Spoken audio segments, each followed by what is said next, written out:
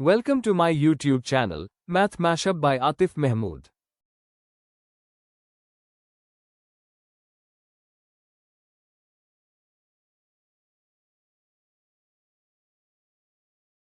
अस्सलाम वालेकुम views, math mashup के साथ मैं हूं आतिफ़ महमूद।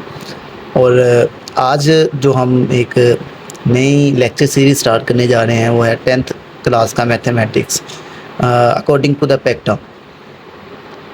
इसका जो फर्स्ट चैप्टर है वो आपके पास है कॉम्प्लेक्स नंबर्स।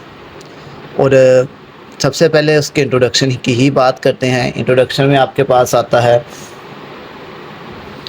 कि कॉम्प्लेक्स नंबर क्या होता है, कॉम्प्लेक्स नंबर के जो क्वेश्चन आएंगे उसको कैसे सॉल्व करेंगे, वगैरह वगैरह वगैरह। तो सबसे पहले हमारे पास है कॉम्प्लेक्स नंबर्स।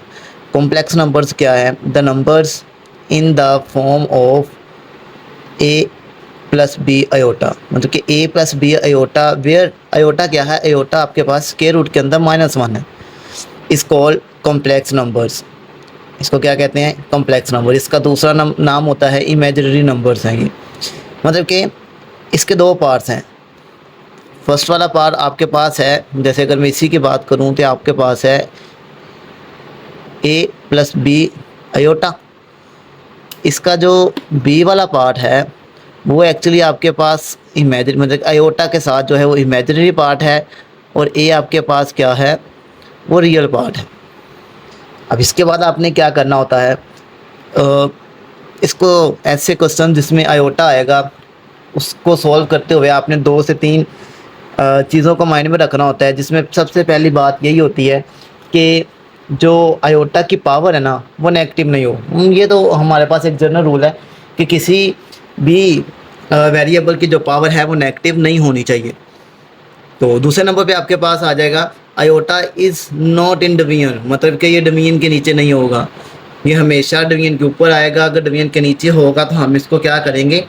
सॉल्व करेंगे।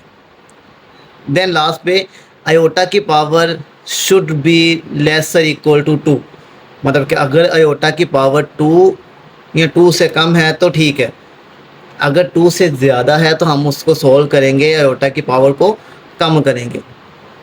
ग्राफिकली रिप्रेजेंटेशन के हमारे पास होता है, जैसे आपके पास 2 + 3 अयोटा है, 2 + 3 अयोटा है, तो इसको अगर हम पॉइंट्स फॉर्म में लिखें तो रियल पार्ट पहले, कोमा इमेजिनरी पार्ट, तो 2 3 बनता है। तो यहाँ पे 2 3 जहाँ पर भी हम वो ग्राफ बनेगा, वो जैसे जैसे क्वेश्चन आएंगे हम वैसे वैसे इसको फॉलो थ्रू करेंगे।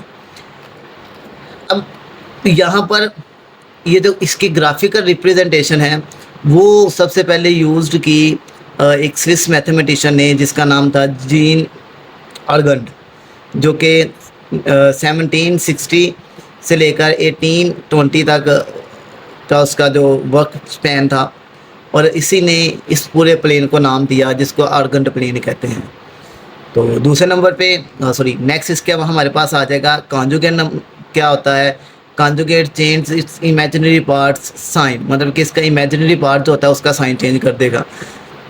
मॉड्यूलस क्या होता है? जो भी हमारे पास कॉम्प्लेक्स नंबर होगा उसमें फर्स्ट वन का स्क्वायर, मतलब कि अगर हमारे पास ए प्लस बी अयोटा एक कॉम्प्लेक्स नंबर है तो फर्स्ट वाले का स्क्वायर, रियल पार्ट का स्क्वायर प्लस इमेजिनरी पार्ट का स्क्वायर और होल का स्क्वायर रूट आ जाएगा। तो ये हमारे पास है। बाकी चीज़ें वही हैं, जैसे जैसे इसमें कोई नई चीज़ आएगी हम इंशाअल्लाह उसको सॉल्व करते जाएंगे।